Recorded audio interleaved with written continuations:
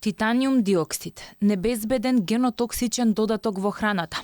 Европската унија го забрани за користење, но даде рок за прилагодување, па затоа се уште може да се најде во дел од производите во Македонија. И ова е донесено врз база на научни тврдења кои што Европската комисија ги спроведе, научно се докажани дека може да делуваат штетно врз здравјето на потрошувачите и заради тоа ние нормално ги применуваме овие правила кои што ни се веќе објавени и кај нас пренесени. Од Агенцијата за храна и ветеринарство велат дека според европските регулативи кои се применуваат и овде, храната произведена до 7 август 2022 година, а која содржи титаниум диоксид, останува во продажба се додека и трае рокот на употреба.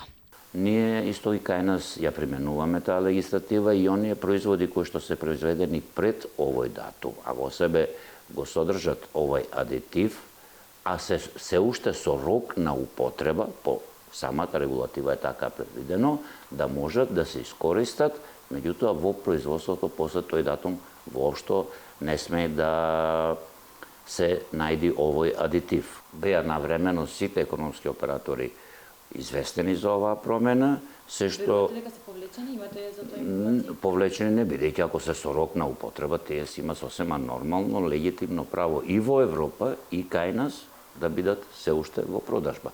Годишно Агенцијата за храна и ветеринарство прави и по 50.000 инспекциски контроли. Оттаму веруваат дека се што се наоѓа на македонскиот пазар како додаток во исхраната е безбедно и во рамките на дозволените количини.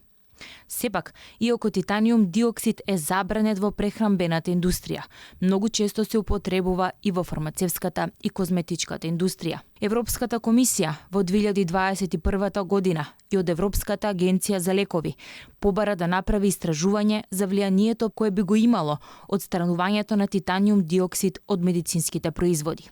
Извештајот покажа дека поради широката примена во фармацевската индустрија, неговата замена ќе трае долго, можно е да предизвика недостаток од лекови и не се знае дали воопшто ќе се најде нешто соодветно да го замени.